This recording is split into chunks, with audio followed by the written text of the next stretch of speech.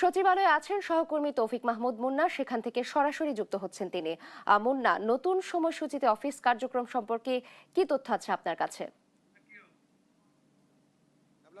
নাবিল, আপনি জানেন যে গেল বিশ্ব পরিস্থিতি, যে বৈশ্বিক পরিস্থিতি রয়েছে, সে পরিস্থিতিকে আসলে ইরান যুদ্ধ চলছে, মধ্যপ্রাচ্যের যুদ্ধের কারণেই কিন্তু জ্বালানি সংকট দেখা যাচ্ছে এবং তারই কারণেই সচিবালয় সহ প্রশাসনিক প্রাণকেন্দ্র সচিবালয় সহ সরকারি অফিস আদালত এবং বেসরকারি অফিস আদালতও কিন্তু 1 ঘন্টা কমানোর সিদ্ধান্ত নিয়েছে। গেল বৃহস্পতিবার মন্ত্রিপরিষদের যে বৈঠক হয়, সেই বৈঠকে প্রায় 3 ঘন্টার বৈঠক করেন প্রধানমন্ত্রী তারেক রহমান এবং তিনি কিন্তু বৈঠকে বেশ কিছু নির্দেশনা দেন মন্ত্রিসভার সদস্যদের উদ্দেশ্যে এবং সেখানে স্পষ্টই বলেছেন যে এই বৈশ্বিক পরিস্থিতির কারণে জ্বালানি সাশ্রয়কার জন্য তিনি কিন্তু 1 ঘন্টা কমিয়ে এনেছেন। অর্থাৎ 9টা থেকে 5টা যে অফিস ছিল সেটি কিন্তু 9টা থেকে 4টা করা হয়েছে এবং সেটি কিন্তু আজকে থেকে সরকারি রবিবার মানে কর্মদিবস শুরু হচ্ছে। এবং একটি বিষয় যেটি হচ্ছে সবচেয়ে বড় বিষয়, সেটি শিক্ষা প্রতিষ্ঠানের যে বিষয়টি, সেটি কিন্তু এখনও সিদ্ধান্ত নেওয়া হয়নি। আজকে রবিবার অর্থাৎ দুপুরের পর বা দুপুর নাগাদ কিন্তু শিক্ষা মন্ত্রণালয় থেকে একটি সিদ্ধান্ত জানানো হবে যে শিক্ষার্থীদের আসলে কীভাবে তারা এই বৈশ্বিক পরিস্থিতিতে কীভাবে তারা ক্লাস নেবেন, অফলাইন কি অনলাইন, এবং সেটা কীভাবে, সেটি কিন্তু আজকে জানানোর কথা রয়েছে।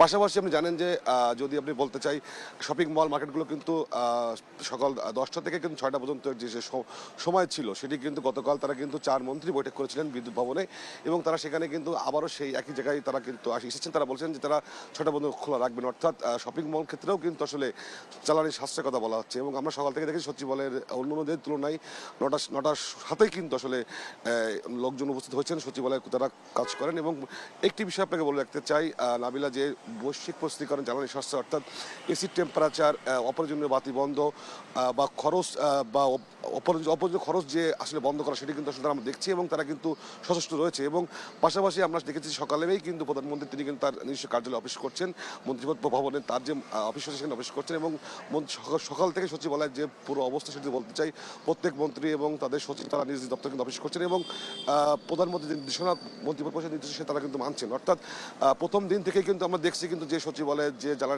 বৈশ্বিক জ্বালানি পরিস্থিতির যে সংকটের কারণে তারা কিন্তু আসলে সাশ্রয় করছেন। এবং আজকে দুপুর নাগাদ শিক্ষা প্রতিষ্ঠানের যে সবথেকে বড় সিদ্ধান্ত সেটি আসবে, অফলাইন কি অনলাইন, সেটি কিন্তু আসলে দুপুরের পর বা আজকে কিন্তু সিদ্ধান্ত দেবে শিক্ষা মন্ত্রণালয় এবং প্রাথমিক শিক্ষা মন্ত্রণালয়। সেটি সিদ্ধান্ত আসলেই আমরা জানতে পারবো যে আসলে শিক্ষা প্রতিষ্ঠান নিয়ে কিছু সিদ্ধান্ত আসলো। তো সবকিছু মিলে সচিবালয় থেকে ছিল সব অবস্থা নাবিলা।